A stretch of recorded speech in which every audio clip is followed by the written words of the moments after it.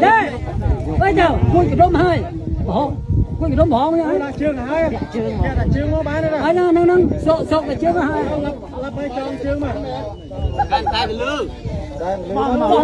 trong anh muốn theo nó kia xe lắp lắp lập pin nào càng khách lập pin nào càng càng càng đó chẳng mong lập pin nào càng là sai pháo hở bay ra mùi bay lập tròn mong lập ba nữa buộc kia lập hàng kia rồi lập hàng kia lập luôn lập lần đầu chưa cam rong mùi thì phải lập hàng kia tới chạy vô nếu nó cũng được còn chưa kia nè ôm mồi đâu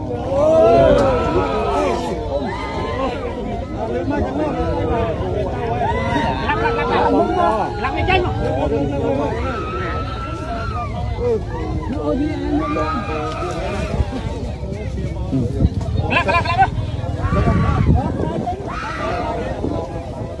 Lên chui lên không?